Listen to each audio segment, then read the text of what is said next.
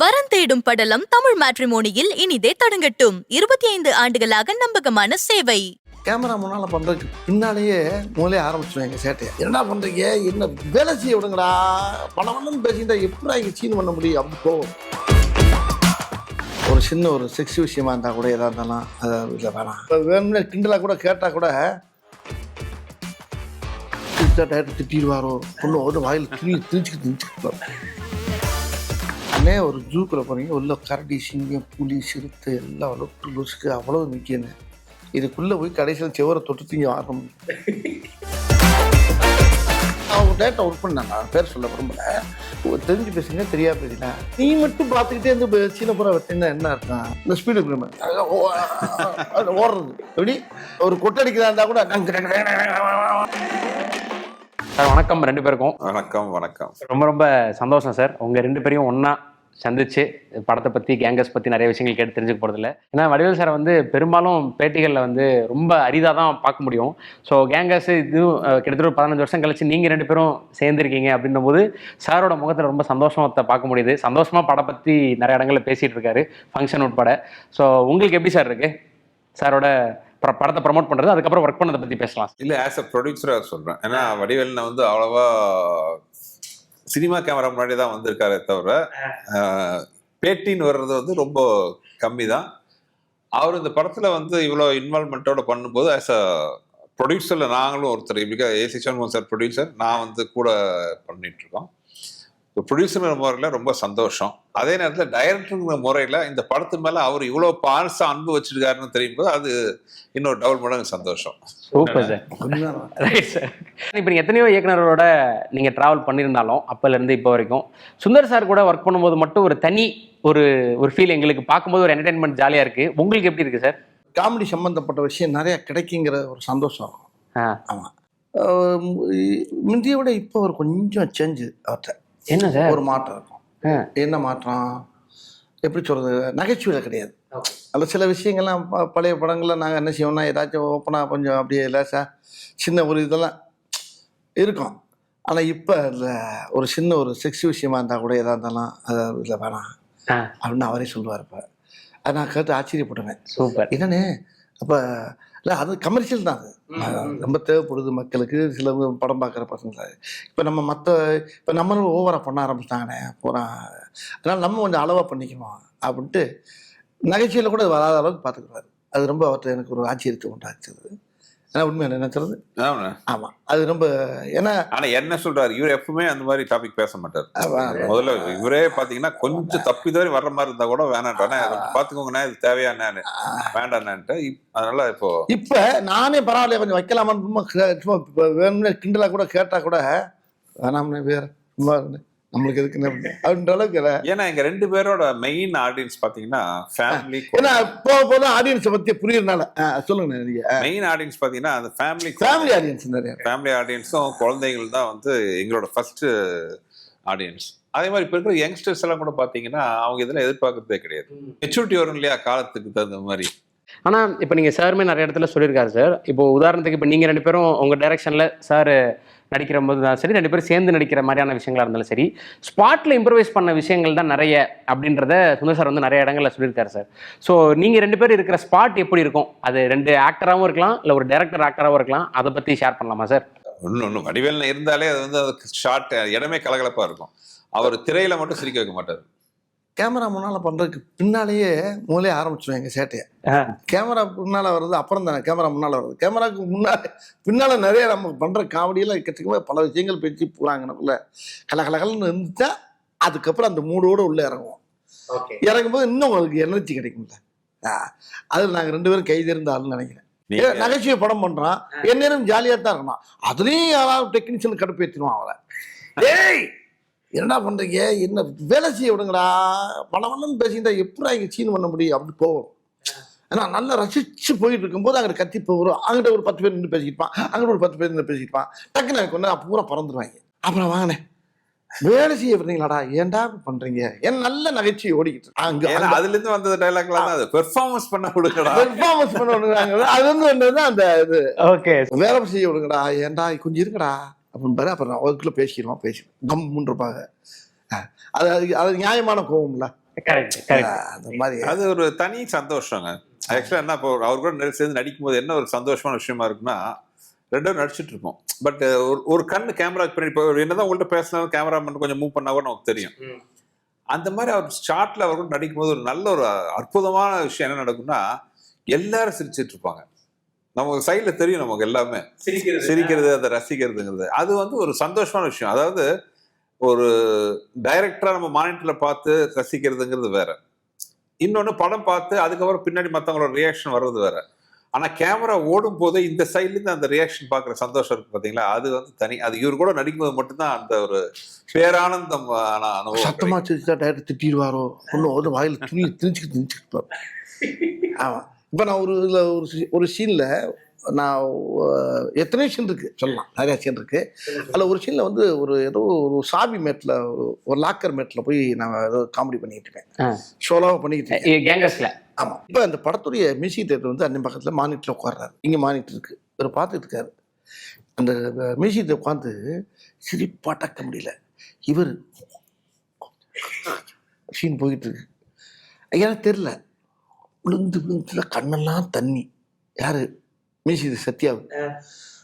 அப்பதான் வந்து உள்ள உட்காராரு, அன்னைக்கு தான் வந்திருக்காரு. விழுந்து யாரு? நாங்க வேலை நான் செஞ்சுக்கிட்டு இருக்கேன். முடிச்சுட்டு வந்தோன்னு சொன்னார்ட்ட, அண்ணே இங்க வாருண்ணே, இந்த சீன் சூப்பர் சீன், இந்த மனுஷன் இங்க உட்காந்து என்ன சிரிக்கிறார், இங்க வாருங்க. என்ன அவர் உண்மையில போட்டு பாக்குறேன், திருப்பி நடிச்சு முடிச்சுட்டு மானிட்டர் போட்டு காட்டுறாரு, விழுந்து விழுந்து விழுந்து மறுபடியும் சிரிச்சுட்டு இருக்காரு. அதுக்கப்புறம் எனக்கு சிரிப்பு வந்துருச்சு. எவரை பார்த்தவன என்ன சிரிக்கிறாரு, என்ன போடுங்கண்ணே அப்படின்னா பார்த்தா அது பார்த்தா சிரிக்காம யாரும் இருக்க முடியாது. என்னன்னா வடிவேலு நாட்ட ஒரு பெரிய விஷயம் என்னன்னா, இத்தனை வருஷமா அவர் பீக்ல இருக்காருன்னா அந்த கொடுக்குற ரியாக்ஷன் ரிப்பீட் ஆகாது. சீக்வன்ஸ் சாதாரண சீக்வன்ஸா இருக்கலாம். இப்போ உதாரணத்துக்கு இவன் அண்ணன் சொல்ற பர்டிகுலர் சீன் என்னன்னு பாத்தீங்கன்னா, இப்போ வந்து ஒரு ஸ்னேக் பீக் ஒரு இது மாதிரி விட்டுருங்க, ஒரு சீன் நாங்க தூணை சுத்துவோம். அப்ப வந்து ஒரு டெலக்ஸானா என்னன்னு கேட்பாரு, அது வந்து ஒரு இது விர்ச்சுவல் அசிஸ்டன்ட் நான் சொல்றேன். அப்படியே மனோ குரல் படத்துல வர மாதிரியே பாடுறான், அது விர்ச்சுவல் அசிஸ்டன்ட்யா. இப்ப உள்ள நாங்க ஒரு காரியமா போறோம், அந்த போற இடத்துல அந்த காரியம் நடக்கல, அப்ப பார்த்தா அது பாடிட்டு இருக்கு. இப்ப அதை பார்த்தோன்னா இவருக்கு டக்குனு ஒரு ஐடியா வருது, இதுதான் சீன். இப்ப வந்து அவர்கிட்ட சால்வ் சொல்றாங்கன்னா அந்த ஷார்ட் அந்த இது க்ளோஸ் வச்சு இப்ப அதை பார்த்தோன்னா டக்குனு நீங்க பாத்தீங்கன்னா ஒரு ஐடியா வந்துச்சு. ஐடியா வந்து அதுக்கிட்ட போய் ஏதோ பண்றீங்கன்னா அந்த சீன் கண்டினியூ ஆகும்னு வச்சுக்கோங்க. இப்போ அது க்ளோஸ். இப்போ அந்த பாக்குற ஷாட் உன்னை பார்த்தோம் ஐடியா வர்றது எத்தனையோ படத்துல நம்ம பார்த்துக்கலாம். இப்போ வடிவேலனே ரியாக்ஷன் எத்தனையோ கொடுத்துருக்கலாம். ஆனால் ஒவ்வொரு ரியாக்ஷன்லயும் அவர் கொடுக்குற வித்தியாசம், டிஃபரன்சியேஷன் இந்த படத்துல நீங்க பாருங்க. விர்ச்சுவலிஸ்ட் அது இருக்கும் அங்க, அதை பார்த்தோன்னே ஒரு ரியாக்ஷன் கொடுப்பாரு, அதை பார்த்து சிரிக்காம இருக்கவே முடியாது. அவர் அதை நான் ஷாக் ஆயிட்டேன். எப்படி ஒரு மனிதனால வந்து இவ்வளவு சீக்வன்ஸ் சாதாரண ஒரு விஷயம், அது புதுசா நம்ம சொல்லக்கூடிய விஷயம் இல்லை. ஆனா அதுக்கு அவர் கொடுத்த ரியாக்ஷன் இருக்கு பாருங்க, ஒண்ணுமே இல்லை. ஒரு சாதாரண சொன்ன உண்மைதான். ஒரு பாமரன் எப்படி கொடுப்பான், அந்த மாதிரி இடத்துக்கு போனோம்னா அவன் என்ன செய்வான், அந்த பீதி தான். இப்ப உதாரணத்துக்கு நான் அவர்கிட்ட சொன்ன உதாரணம் என்ன மாதிரி பாக்கணும்னு அப்படின்னா, நான் அப்போதைக்கு இப்ப ஒரு கேள்வி கேட்கும் நம்ம யோசிக்க கூடாது. ஒரு டைரக்டரா இருந்தா நம்ம எல்லாம் ப்ரிப்பேர்டா இருக்கிற மாதிரி அவர்கிட்ட ஒரு பெர்ஃபார்மன்ஸ் கொடுக்கணும். இப்ப நான் சொன்னேன், ஒரு குழந்தை வந்து முதல் தடவையா ஜூக்கு போகுது, அங்க ஒரு சிங்கத்தை பார்த்தா இப்படி பிரமிப்பா கொடுக்கும், அந்த மாதிரி என்ன அப்படின்னா ஒரு குழந்தை மாதிரி பாருங்க அப்படின்னா அதுக்கு ஒரு ரியாக்ஷன் கொடுத்தாரு. நீங்க படத்துல பாருங்க, அது இந்த படத்துல அவ்வளவு மீம் கண்டென்ட் இருக்கு. எங்களுக்கே வந்து நாங்க சொல்லி சொல்லி சிரிக்கிறோம். பேசிக்கிட்டே இருப்போம். ஏன்னா ஒரு ஃபுல் ட்ரீட் வந்து ஒரு 5 கெட்டப் வேற. அது ஒவ்வொரு கெட்டப் பாத்தீங்கன்னா வருது. வடிவேல் நட்ட ஒரு சின்ன பழக்கம் இருக்கு, அவர் சர்ப்ரைஸ் கொடுக்கறதுன்னு ஒரு விஷயம் இருக்கு. அந்த கெட்டப் போடும்போது மேக்கப் போடும்போது அதெல்லாம் வந்து எங்க முன்னாடி வரமாட்டார். நம்ம முதல்ல பேசிக்குவோம், இந்த மாதிரி கெட்டப்லாம் தான் நல்லா இருக்கு. ஃபுல்லா அந்த மேக்கப் போட்டு அந்த ஃபுல் கெட்டப் பண்ணி காஸ்டியூம்ல இருந்து ஷூல இருந்து லேஸ் வரைக்கும் எல்லாம் போட்டுட்டு ஒரு எதிர்பாராத அந்த ஷூட்டிங்ல நான் இருப்பேன். ஒரு எதிர்பாராத நேரத்துல அண்ணே அப்படி சத்தம் இருக்கும். திரும்பி பார்த்தா முழுக்க அப்படியே அந்த கேரக்டரா மாறி நிற்பார். அதை பார்த்தோன்னு வர்ற சந்தோஷம் இருக்கு. இந்த படத்துல வந்து அந்த வயசான ஒரு சார்லஸ், ஒரு லேடி கெட்டப்ல வர சிங்காரி, அப்புறம் பிடி மாஸ்டர் வர ஒரு சிங்காரன்ட்டு ஒரு 5 கெட்டப் இருக்கு. 5 கெட்டப்லயும் இன்னொன்னு அவர்கிட்ட ஒரு விஷயம் இருக்கு. நம்ம பார்த்தோன்னா நம்ம லுக்லயே அவருக்கு தெரிஞ்சிடும். சில சமயம் அதுல ஏதாச்சும் ஒரு சின்ன ஒரு இம்ப்ரூவைசேஷன் நினைப்பேன் பாருங்க, அவர் கண்டுபிடிச்சிட உடனே ஏன்னா இது இப்படி பண்ணிருக்கலாமோ அப்படின்னு அவரே கேட்பாரு. அது இந்த படத்துல பார்க்கும்போது எங்களுக்கு இது நான்லாம் வந்து டைரக்டர், ஆனா இந்த படத்தை நான் வந்து ஒவ்வொரு தடவை எடிட் பண்ணும்போது ரசிகரா தான் உட்காந்து பார்த்துட்டு இருக்கேன். அந்த ஒவ்வொரு எக்ஸ்பிரஷன் ஆகட்டும், ஒவ்வொரு சீன் ஆகட்டும், சீனை புள்ள சாதாரணமா பேசிட்டு இருப்பான். அதே மாதிரி வேஷங்கள் இருந்தாலும் சாதாரணமா தருவாங்க. உள்ள போகும்போது அந்த கேரக்டர் நினைக்கும் போது அவ்வளவு சந்தோஷமா இருக்கும். பரவாயில்ல அண்ணன் நம்மளுக்கு இப்படி ஒரு வேஷம் கொடுத்துருக்காரு அப்படிங்கும்போது அந்த கேட்டில் கூடு விட்டு கூடு பயிர் இருக்குதுங்களா, அதில் இருக்க சுகம் அதை அவர் பார்த்துட்டு அவர் தானே அங்கே தலைவன் டைரக்டர் அவர் பார்த்துட்டு அண்ணே சூப்பர் அப்படிம்பாருல, அங்கே ஏறும் பாருங்க அவர் ஏறினாப்பா என்னமோ பெரிய தேசிய அவார்டு கிடைச்ச மாதிரி இருக்கும் எனக்கு. அது சுந்தரன் தான் கிடையாது. ஏன்னா ஒரு சிறந்த டைரக்டர் சொல்லும் போது தான் நம்மளுக்கு அதுக்குடைய சந்தோஷம் அதிகமாக இருக்கும். இன்னொரு சீக்வன்ஸ் ரியாக்ஷன் வரும். அதாவது இவருக்கு வேணே சவால் கொடுக்குற மாதிரி ஒன்று சொல்லுவோம். ஒரு வில்லன் வீட்டுல தனியா போய் மாட்ட போறாரு. அப்போ வீட்டுல நுழையிறாரு, மனசு ஃபுல்லா டர்ரு, ஆனா வெளியில அதை காட்டிக்கூடாது. அப்போ வந்து அங்க ஒரு ரவுடி ஒருத்தர் நிக்கிறான். அவங்க பாட்டு 2 பேர் பேசிட்டு இருக்கானுங்க. அவங்க இவரை பார்க்கவும் இல்லை, இவரை கண்டுக்கவும் இல்லை, எதுவுமே கிடையாது. ஆனா இவர் மனசு இருக்கிற பயத்துல, ஆனா பயத்தை வெளியிலையும் காட்டிக்கூடாது. இப்ப இவருக்கு நான் கொடுக்குற சவால், ஆனா ஃபேஸ்ல அந்த பயம் தெரியக்கூடாது. ஓகே, ஃபேஸ்ல அது நார்மலா, இப்ப நார்மலா இருந்தா எப்படி இருப்பாரு, இப்படி இருக்காருல, இப்படிதான் இருக்கணும். ஃபேஸ்ல எந்த ரியாக்ஷன் இருக்கக்கூடாது. ஜஸ்ட் அது பாடி லாங்குவேஜ் மட்டும் தானே. அவர் எப்படி பண்ண போறாருன்னு எனக்கு தெரியாது. நான் சொல்றது இப்படிதான். ஆனா ஃபேஸ்ல ரியாக்ஷன் தெரியக்கூடாது, ஃபேஸ்ல பயம் தெரியக்கூடாது, ஆனா பாக்குற ஆடியன்ஸ்க்கு அந்த பயம் தெரியணும். ஸோ இது எல்லாமே சொல்றோம். ஒரு ஜூக்குள்ள போனா அப்படி இருக்கணும். ஜூக்குள்ள போனா என்ன பயப்படுவாங்கல்ல, ஆனா பயப்படக்கூடாது. ஆனா இது வந்து நான் புதுசு சொல்ல மாட்டேன். இது பாருங்க, இது என்கிட்ட தான் சொல்ல முடியுமே தவிர வேற யார்ட்டையும் சொல்ல முடியாது. கிடைக்காது. என்னதான் சொல்லுவாரு, அண்ணே ஒரு ஜூக்குள்ள போறீங்க, உள்ள கரடி, சிங்கம், புலி, சிறுத்தை எல்லாம் லொட்டு லொசுக்கு அவ்வளவு நிற்கணும். இதுக்குள்ள போய் கடைசியில் செவரை தொட்டு இங்க வரணும். அப்படி ஆமா, உள்ள போயிட்டு வரணும். போய் நேரம் உள்ள போய் யார்ட்டையும் இங்க மாட்டக்கூடாது, எதுவும் உங்களை கடிச்சு குதிராகக்கூடாது. ஆனா பயங்கிறதே கண்ணுக்கு தெரியக்கூடாது. பூரா உள்ள மிருகமா நிக்குது. 200 மிருகம் நிக்குதுன்னா உள்ள போயிட்டு வாங்க அப்படின்னா என்ன என்னன்னு நீங்க செய்வீங்க, போங்க உள்ள தள்ளி விட்டுருவாரு. பயத்தை ஃபேஸ்ல காட்டக்கூடாது, ஆனா ஆடியன்ஸுக்கு நீங்க அது பயப்படுறது தெரியணும். அதை பண்ணிருக்காரு. இதுக்கு ஒரு உதாரணம் நான் சொல்றேன். வாடா ஏரியாவுக்கு வாடா காமெடி இருக்கும். அதுல பாத்தீங்கன்னா நான் ஆட்டோட்ட நிப்பேன், தூரத்துல இருந்து ஆட்டோல இறங்க பார்த்துட்டு அந்த பயம் தெரியாத மாதிரி ஒரு மாதிரி விசேஷிட்டு போவாரு. அதோட இன்னொரு வெர்ஷன். ஆனால் இது நான் சொன்னதுனால உங்களுக்கு தெரியுது ஒழிய, படத்துல பாத்தீங்கன்னா இவ்வளவுதான் அந்த ஷாட், பாடி லாங்குவேஜ் கிடையாது. அந்த சீன் ஃபுல்லாவே வந்து உட்காந்துருப்பாரு. சீன் ஓப்பனிங்ல வந்து அந்த ரவுடியில தாண்டி வரப்போகுது. நான் இதெல்லாம் சொல்றேன், ஒரு 10 கண்டிஷன். அதாவது இந்த மாதிரி ஒரு மாபெரும் நடிகன்ட்ட நம்ம சவாலை நிறைய விடலாம், அது நிறைவேற்றி பண்ணி காட்டுவார் அவர். நமக்கே தெரியாது இது எப்படி வரப்போகுதுன்ட்டு. அந்த சீன் பண்ணிருப்பார் பாருங்க, அந்த பயம் தெரியாது, ஆனா ஒரு சின்ன ஒரு சைடு வாங்கிட்டு போகாது. அதெல்லாம் பார்த்து, அதாவது அதெல்லாம் முதல்ல பாக்குற லக்கு எங்களுக்கு கிடைச்சது. பழக்கி விட்டாச்சு மக்களை. என்ன பண்ணி விட்டா, மக்களை பழக்கி விட்டோம்ல, பழக்கிட்டா ஆட்டோமேட்டிக்கா அவங்க நம்ம லைன்ல வந்துடும். அப்ப சார் எனக்கு என்னன்னா சார், இப்போ நீங்க இதுக்கு வந்து அந்த 5 கெட்டப்புக்குமே நீங்க ஒரு லுக்ல வந்து சர்ப்ரைஸ் பண்ணுவீங்கன்னு சார் சொல்றாருல சார். இது வந்து நீங்க இந்த படத்துக்கு இதுக்கு முன்னாடி இப்ப வீரபாகு கேரக்டருக்குமே அந்த முடிய ஒரு மாதிரி கர்லிங்கா பண்ணி இந்த லுக் எப்படி இருக்கு அப்படின்னு சொல்லி சார். வீரபாகு கேரக்டர் பாவம் ரொம்ப நாள் திட்டிட்டு இருந்தாரு, ஏன்னா இப்படி பண்ணிட்டீங்கன்ட்டு. என்ன ஆச்சுன்னா, அது ஒரிஜினலா இருக்கிறதுக்காக அவர் சொந்த முடியாது, விக்கு கிடையாது. அதனாலதான் கொஞ்சம் லேசா கொஞ்சம் பாத்தீங்களா ஆரத்திட்டுவாரு. கேப் வந்துச்சு. ஆனா ஃபுல்லா அடர்த்தியா இருக்கு. இருக்கு அதெல்லாம் ஒண்ணும் பிரச்சனை. இதோட அடர்த்தி இப்ப இந்த படத்துல இருக்குல்ல உங்களுக்கு. ஆமா சார், அந்த அடர்த்தி இருக்கும். ஒரிஜினல் முடி தான் அண்ணன் கூட்டி போய் எனக்கு என்ன பண்ணாரு, நீங்க அந்த மாதிரி பண்ணுங்கண்ணே அப்படின்னு சொல்லி சொன்னோன்னா பண்ணாது. அப்பட்டும் குறையில்லை, ஒன்றும் பிரச்சனை கிடையாது. அந்த படம் வந்து எல்லாருமே விக்குன்னு நினைச்சாங்க எல்லாரும், ஆனா விக்கு இல்லை. ஒரிஜினல் முடியை அண்ணன் ஆல்ட்ரேஷன் பண்ணி கொடுத்தாரு. ஒரிஜினல் முடியை வந்து செட் பண்ணோம். அதனால படத்துலேயே கூட 2 இடத்துல சிவி எல்லாம் காட்டுவாரு. இந்த லுக்கை மாத்தி அந்த படங்களுக்கும் இதுக்கு என்ன வித்தியாசம்னா, அதெல்லாம் ஒரே கேரக்டர் தான், ஒரு கெட்டப். பட் இதுல பாத்தீங்கன்னா ஒரு 5 கெட்டப்ல வருவாரு. ஸோ அது வந்து ஒவ்வொன்றும் வந்து இது எதுவுமே பாத்தீங்கன்னா திணிச்ச மாதிரி இருக்காது. ஓகே வடிவேல் நான் ஒரு கெட்டப்ல போட்டு கொண்டு வருவோம், அந்த சீன்ல சிரிக்க வைக்கலாங்கிற மாதிரிலாம் கதையோட போக்குலயே அந்த சீக்வன்ஸ் எல்லாமே வரும். அது வந்து உண்மையாவே ஒவ்வொரு சீக்வன்ஸும், அதாவது வேறுனே இப்ப இந்த சார்லஸ்னு ஒரு வயசான கேரக்டர்ல வந்தாருன்னு வைங்களேன், கழுத்து கீழே யோகா பண்றவரு. ஆமா, கழுத்து கீழே யோகா பண்றவரு. ஆனா அந்த சீன் ஃபுல்லாவே இவ்வளவுதான் க்ளோஸ் அப். ஓகே. ஸோ வடிவேலனுக்கு அதுல என்ன சவால்னா, ஒரு இடத்துல உட்காந்து பாடி லாங்குவேஜ் கிடையாது, வெறும் ஃபேஸ் ரியாக்ஷன்ல மட்டுமே அந்த சீனை நம்ம வந்து பண்ணணும். அப்படிங்கும் போது அதெல்லாம் அந்த சேலஞ்ச் எல்லாம் வந்து அப்படி லெஃப்ட்ல வாங்கி ரைட்ல. ஏன்னா இந்த படம் வந்து இது எந்த படத்தையும் எனக்கு இத்தனை கெட்டப் கொடுத்ததில்ல. அவர் ஒரு வருஷம் தான் போடுவார், ஒரு வருஷம் தான் கொடுப்பாரு. இந்த படத்தை என்ன பண்ணிட்டார் டக்குன்னு, இதுக்கு மேலே என்ன 2-3 பேர் கேட்டாங்க.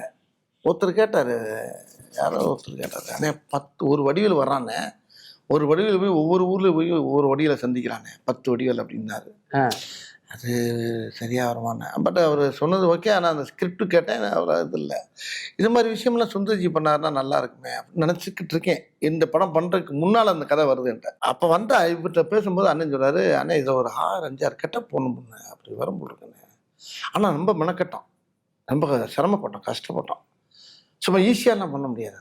அதை ஒரு அதை ஒரு கெட்டப் போட்டோம்னா அதை ஓகே பண்ணுறதுக்குல்ல, அது அவ்வளோ சாமானியமாக ஓகே சொல்ல மாட்டார். ஓகே. அந்த முதல்ல ஒரு விக்கு வச்சுட்டேன் இந்த சிங்காரத்தை. ஒரு இது கிட்ட போட்டு வந்துட்டேன். ஆனால் இது கிடையாது, அப்படியே தேன் கூடு மாதிரி இருக்கணும். தேன் கூடா? ஆமாம், அந்த முடி அப்படியே வேற மாதிரி இருக்கணும். அப்படின்னு மேக்கப் விக் மேக்கரை கூப்பிட்டு, என்னுடைய மேக்கப் மேன் பாபுவை கூப்பிட்டு, இது இருக்கக்கூடாது, வேற மாற்றுங்க அப்படின்ட்டு. சரி, அவரை வேற ஒன்று செட் பண்ணிட்டு இவர்கிட்ட காட்டவே இல்லை. காட்டாமல் போட்டு போய் இறங்கி காட்டினா கை தச்சிட்டார்.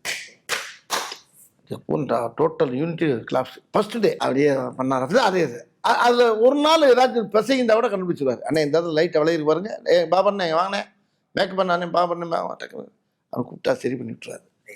அது கண் அவ்வளோ கூர்மையான கண், நம்ம அம்பு மாதிரி இருக்கும் பார்க்குற பார்வை ஒன்றுன்னா. இல்லைன்னா இத்தனை வருஷம் இந்த சினிமாவில் குப்பை கொட்ட முடியாது. புரியுது சார். அந்த அசந்து அடிச்சு தூக்கி விட்டு போயிடுவாங்க. இல்லை சாதாரண கேம்லியா, பெரிய கேம்லியில் இல்லை என்னண்ணே? கண்டிப்பா. இன்னொன்னு அந்த கெட்டப்ல என்னன்னா சார், கெட்டப்ங்கிறது வெறும் மேக்கப் காஸ்டியூம் மட்டும் இல்லாம ஒவ்வொரு கெட்டப்லயும் அந்த மேனரிசம் அதோட மெர்ஜானம், நடையிலேருந்து வாய்ஸ் மாடுலேஷன்ல இருந்து அந்த லுக்குல இருந்து எல்லாமே மாறும். எனக்கு அது இருக்குன்ற தெரியக்கூடாது. என்னண்ணே? ஆமா, அந்த நளினம் எல்லாம், அதாவது இப்போ சொல்லிட்டு இருந்தேன் நான், ஃபேஸ்ல நடிக்கலாம், ஃபேஸ் எக்ஸ்பிரஷன் ஆகட்டும், அதிகபட்சம் நடையை கொஞ்சம் இது பண்ணலாம். இவர் ஒவ்வொரு இன்ச்சிலையும் அந்த கை விரல் வைக்கிற பொசிஷன் கூட பாத்தீங்கன்னா அந்த நளினத்தோட ஒரு லேடினஸ் தான் இருக்கும். விரல் 4 விரலும் நான் அந்த பொசிஷன் அப்படி இருக்கும்.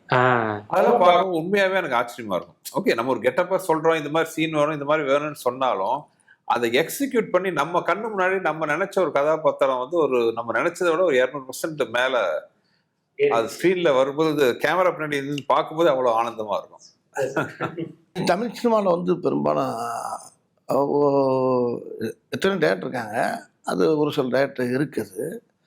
அது தமிழில் இவர் ரொம்ப ஸ்பெஷலிஸ்ட்டு. அந்த கெட்டப் உள்ள கரெக்டாக செலக்ட் பண்ணுறது. அதிகமாக மலையாளத்தில் ஜாஸ்தி இருப்பாங்க. ஆமாம், அதில் சித்திக் சார் ரொம்ப இருப்பார். நம்ம தமிழ் சினிமாவில் இவர், ரவிக்குமார் இந்த விஷயத்தில் ரொம்ப கவனமாக இருப்பாங்க.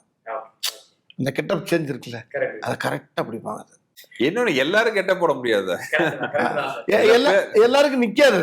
சில பேருக்கு தான் வந்து அதை விரும்பி ஏத்துக்கிற போது என்னன்னா, ஆமாண்ணே விரும்பணும் அந்த கெட்டப் வந்து எல்லாருக்கும். சரி, இப்போ வடிவில் நினைச்சு பாருங்க, எல்லா கெட்டப்பும் அதே வேற யாராச்சும் நினைச்சு பாருங்க, இந்த அளவுக்கு எல்லாம் செட் ஆகாது.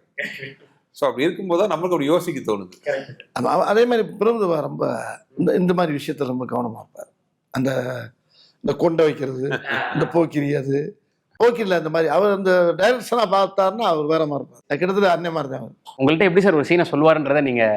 ஒன்றும் இல்லை, கதை கேட்பேன், கதையை கேட்டேன். ஆனால் இதுதான் ஒன்றும் எனக்கு முழுசா சொல்ல, தம்பி வர சொல்கிறேன், முழுசா சொல்கிறேன், இது லைன் இதுதானே அப்படிம்பாரு. அப்படிதான் வந்து சொல்லுவார் என்கிட்ட எப்பயுமே. ரொம்ப நேரம் பேச மாட்டார். ஆனால் இப்படி ஒரு கதை இருக்குன்னு இதை பண்ணிக்கிறோம், இது இப்படி இப்படி இப்படி இப்படி பண்ணிக்கிறோம். ஓகே ஓகே ஓகேண்ணே, இது நல்லா இருக்கு, இந்த லைன் நல்லா இருக்கேன் அப்படின்னு பேசுவேன். பேசும்போது அதுக்கு அவருடைய அசோசியேட் யாராச்சும் எனக்கு அனுப்பும்போது அவன் அசோசியேட் கிளியராக அந்த லைனை சொல்ல ஆரம்பிச்சுருவாரு.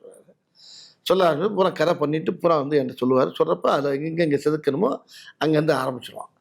அதை கம்மிட் ஆனதுக்கு முன்னால் உள்ளே இறங்கிடுவான். இறங்கினா உள்ளே கிணறு வெட்டினா ஊரா உள்ளேருந்து நல்ல தண்ணியாக கொட்டணும். அது பால் தான் வரும், தண்ணி வராது. உள்ளே இறங்கி கிணறு வெட்ட ஆரம்பிச்சிட்டோம்னா அப்படி கலகல கலகல கலகல கலகலாம் இருக்கும்.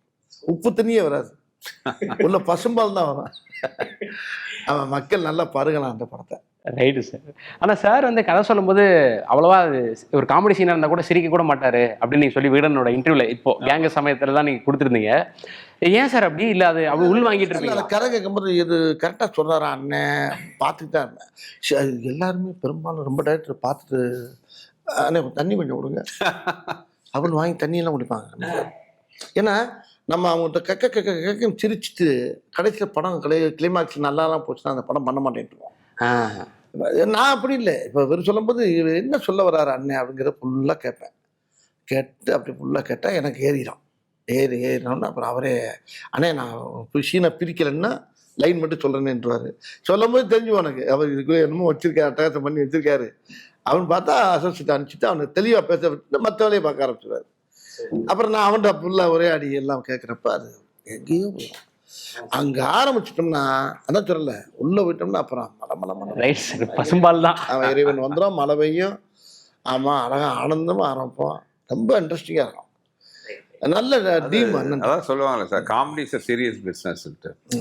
மற்ற ஸ்கிரிப்ட்லாம் பார்த்தீங்கன்னா நீங்கள் கதையை யோசிச்சு அதை ரெடி பண்ணி பேப்பரில் இறக்கிட்டா அந்த பேப்பரில் இருக்கிறத ஸ்க்ரீனுக்கு கொண்டு வந்தாலே வந்து நான் பேப்பர் பார்க்கவே மாட்டேன். ஆனால் காமெடி பொறுத்தவரை அது இல்லை. அது அந்த இம்ப்ரூவைசேஷன் போயிட்டே இருக்கும். ரைட் ஃப்ரம் ரைட்டிங் போர்ஷன்லேருந்து டிஸ்கஷன்லேருந்து அதுக்கப்புறம் ஷூட்டிங் நடிக்கிறது அப்புறம் ஃபைனல் வரைக்கும் அந்த காமெடி மட்டும் நெவர் எண்டிங் ப்ராசஸ். சத்தியமாக சொல்கிறாங்க. நான் எத்தனையோ படத்தில் போய் வேலை பார்த்துருக்கேங்க. காமெடியை புரிஞ்சுக்கிறக்கூடிய டைரக்டர் ரொம்ப பேர் இல்லைங்க. ரொம்ப கஷ்டம். காமெடிங்கிறது வந்து கல்வெட்டு கிடையாது. காமெடிங்கிறது வந்து அங்கங்கே ஸ்பாட்டில் ஊறுற வந்து பிளட். அது என்னென்ன நான் சொல்கிறது, கண்டிப்பாக அது கல்வெட்டு கிடையாது. அது கதை கல்வெட்டு. கதைக்குள்ள நம்ம போகக்கூடாது. ஆனால் அதே நேரத்தில் கதையுடைய வட்டத்தை தாண்டி வெளியே போகக்கூடாது. கதைக்குள்ளேயே சுத்தம். நம்ம கதையை விட்டு வெளியே, ஏன்னா கதை அதுதான் கேட்குறப்ப இதை விட்டு வெளியே போகுமா நம்மளே நினச்சி பார்ப்பேன். நான் நினச்சி பார்த்தா வெளியே போயிட்டோமா அவுட் ஆயிருமே. நம்ம உள்ள இந்த கிரவுண்டுக்குள்ளே கொடுத்த கிரவுண்டுக்குள்ளே தான் பந்தடிக்கணுங்கிறாரு. அவர்தான் சிலவங்க சொல்லணும் எல்லாம். அப்படி அதான் டேரக்டர். ஸ்கிரிப்டுக்குள்ளேயே என்னன்னா ஒரு விஷயத்த ஸ்கிரிப்டுக்குள்ளேயே ஓட்டணும். அது என்னென்ன அதுக்குள்ளே சேர்த்து சேர்த்து சேர்த்து சத்து சேர்க்கணும் அந்த குழந்தைய. அப்போதானே பிறந்திருக்குது. அது பிறக்கும் போது அப்படியே அப்படியே இது பண்ணி அது பிறந்தவொடனே அந்த ஊட்ட தாக்கி அதை கொண்டாந்து அது கொண்டு புசுக்குன்னு கொண்டாந்து மக்கள்கிட்ட கொடுத்தா தான் அது தூக்கி கொஞ்சம் வாங்கல. தவிர கொஞ்சம் ஜஸ்ட் மிஸ் ஆச்சுன்னா படம் அட்டி தான். புரியுது சார். எவ்வளோ காமெடி பண்ணி உடைச்சாலும் சரி டைரக்டர் கையில் தான் இருக்குது, அவங்க எடிட்டிங் கையில் தான் இருக்குது. இதில் ஏதாச்சும் ஒரு சீன் 4 சீன் அப்படி வெட்டிக்கிட்டு தூக்கி போட்டோம்னு வச்சுக்கலேன், டொடக்கும் ஒரு பக்கம் தொங்கும். என்னடா அந்த இடத்துல பண்ணலாம் விழுகுதேன் பார்ப்போம் ஆடியன்ஸ். கார் ஓட்டுறதும் காமெடி பண்ணுறது ஒன்று தான். லைட்டாக லேசாக மிஸ் ஆனாலும் 2 ஆக்சிடென்ட் ஆயிரும். கார் ஓட்டுறது கண்ணு கால் ஓட்டணும், கால் மிதிக்கணும், கை பிடிக்கணும், கண்ணு பார்க்கணும், காது கேட்கணும், 2 பக்கம் பார்க்கணும். கார் ஓட்டுறதும் அப்படி தான். அதே மாதிரி காமெடி பண்ணுறதும் அப்படி தான். அதுலேயும் மிஸ் ஆச்சுன்னா 2மே ஆக்சிடென்ட் தான். சில நான் ஒரு டேரக்டர் ஒர்க் பண்ணேன், நான் பேர் சொல்ல விரும்பல. அவருக்கு காமெடியை ஃபுல்லாக பார்க்குறாரு, சிரிச்சுட்டு அவருக்கே போரடிச்சு கொடுத்து சீனை வெட்டுறாரு. நான் சொன்னேன், நீ மட்டும் பார்த்துக்கிட்டே இருந்து சீனை பூரா வெட்டினா என்ன அர்த்தம்? ஏன் எதுக்கு பூரா வெட்டிக்கிட்டு இருக்க? அது அப்படி இல்லைனே, அது குறைச்சா நல்லா இருக்கும். அப்புறம் சொல்லுவார் ஒரு டேரக்டர், அதே டேரக்டர் தான் சொல்லுவார். என்ன சொல்லுவார், அண்ணே இந்த சீனை இன்னும் கொஞ்சம் இப்படி பண்ண, என்ன இன்னும் இப்படி ஆகிட்டா ஏன் இப்படி சப்புன்னு ஆகிட்டு வெளியே போட்டு வேண்டியதானே அப்படின்னு. அண்ணே கொஞ்சம் இது ஓகேண்ணே, இது ஓகே இப்படி இருக்குண்ணே, இதை இப்படி கொண்டாங்க, கொஞ்சம் இப்படி இன்னும் இப்படி இன்னும் இப்படி. நான் சொன்னேன் எதுக்கு? அப்போ ஃபுல்லாக ஸ்பீடு பிரேம் வைக்கிறது. ஸ்பீடு பிரேம் வச்சு நான் பாடி லாங்குவேஜ் மிஸ் ஆகிடுது. Correct sir. அப்போ பாடி லாங்குவேஜ் மிஸ் ஆச்சுன்னா அந்த படத்தில் என்ன இருக்குது? நீ எடுக்கிற சீனை பூரா பாடி லாங்குவேஜில் பூரா வந்து என்ன பிரேம்னது இந்த ஸ்பீடு பிரேம் ஓடுறது. எப்படி ஒரு கொட்டடிக்கிறதா இருந்தால் கூட ரொம்ப ஸ்பீட் கிடு ஓடுற மாதிரி வைப்பீங்களா? அது என்ன, அது பேர் என்ன? ரேம்பிங். எனக்கு தெரியல. நகைச்சுவை ரேம்பிங் வச்சுன்னா அந்த படமே விளங்காது. அது எனக்கு வைக்கவே கூடாது. அண்ணனுக்கும் சில டேரக்டருக்குள்ள வித்தியாசம். எனக்கு ரேம்பிங்கெல்லாம் வைக்கவே கூடாது. என் பாடி லாங்குவேஜ் என்னான்னு காட்டுற ஒரே ஒரு நடிகர் டேரக்டர் வந்து எனக்கு தெரிய தமிழ் சினிமாவில் ஒரு 10 பேர் இருக்காங்க. அதில் ஒரு 4-5 பேரில் இவர் முக்கியமான. Super sir. அதுதான் வேணுங்கிறேன். 2வது அதில் இன்னொருத்தர் இருக்கார், V.சேகர்னு ஒரு ஆள். அவரும் அப்படி தான் பண்ணுவார். ரம்பி வைக்க மாட்டார். பாடியில் அங்கே வச்சு ஆடியன்ஸு காட்டு என்னங்கண்ணே கரெக்ட்ண்ணே காட்டணும். சார் என்ன பல விஷயங்கள் வந்து சாரோட பல டெர்மினாலஜிஸ் நாங்கள் வந்து பார்த்து புதுசாக இப்படிலாம் வார்த்தை இருக்கா அப்படிலாம் கேள்விப்பட்டிருக்கோம். அந்த மாதிரி ஒரு வார்த்தை தான் நீங்களும் சாரு கொடுத்துருக்கீங்க, கேங்கர்ஸ்ன்ட்டு. வழக்கமாக கேங்ஸ்டர்ஸ் தானே அப்படின்ற ட்ரெய்லர்லேயே வருது. பக் சார் சொல்கிறாரு. இந்த கேங்கர்ஸ்ன்ற வார்த்தை எங்கே சார் பிடிச்சிங்க? உபயம் அண்ணன் தான். நீங்கள் தான் டைட்டிலாகவே வச்சுட்டாரே சார். இல்லை கதை சொல்லிச்சு அண்ணன். கதை அண்ணன் சொன்னோடனே கதையை கேட்டோடனே ஏன் இது என்ன இப்போ ஒரு டீம் ஒர்க் மாதிரி இருக்கே அப்படிங்கிற மாதிரி எனக்கு வந்து நானா மனசுக்குள்ளே பல டைட்டில் யோசிக்கிறேன். ஆக்சுவலாக இன்னும் சொல்ல போனால் நான் ஷூட்டிங் போகிறதுக்கு முன்னாடி டைட்டில் கிடைக்காம போன ஒரே படம் தான்.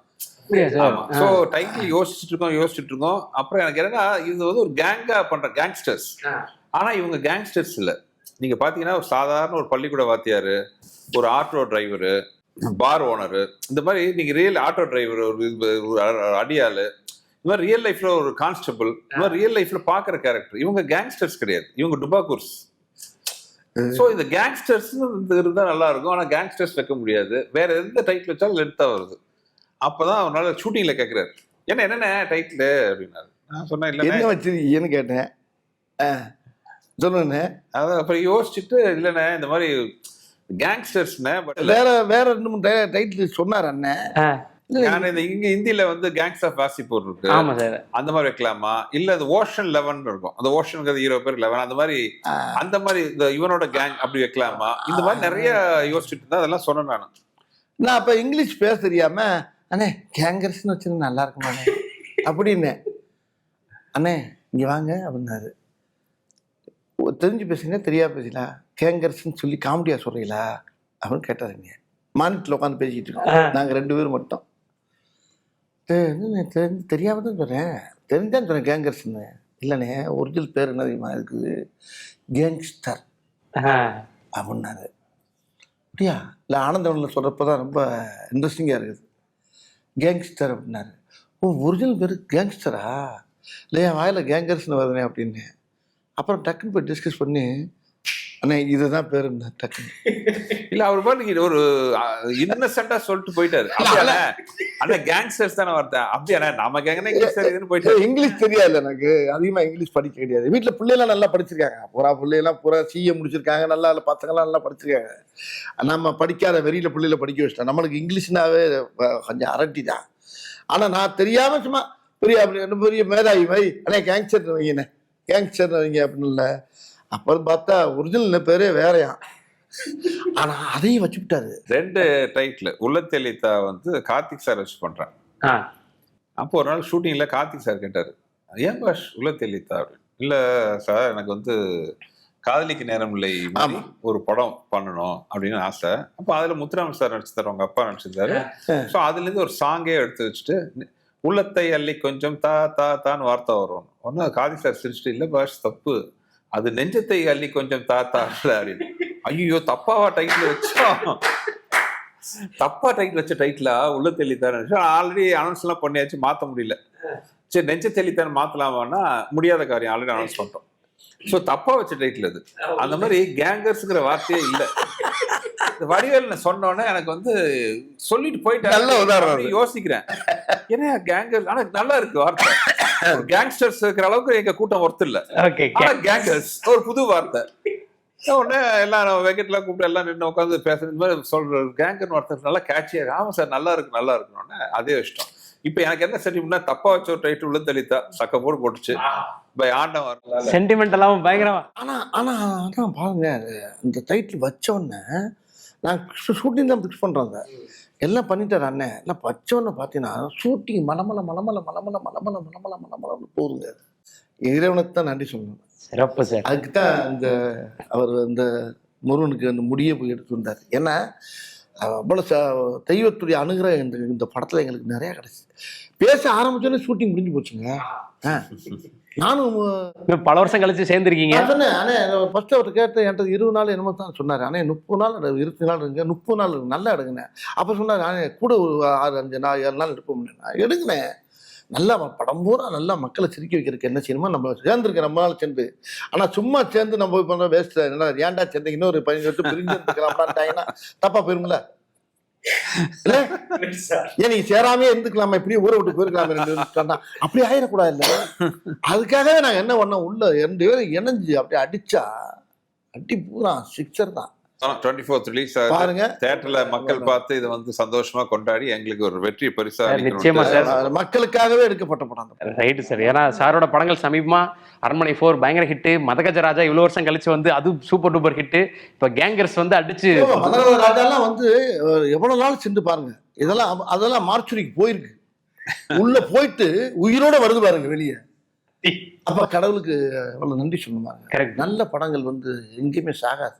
மகிழ்ச்சி சார். அதனால இந்த படத்தை எல்லாம் தியேட்டர்ல போய் நல்லபடியா உட்காந்து குடும்பத்தோட சிரிச்சு என்ஜாய் பண்ண போறோம் சார்.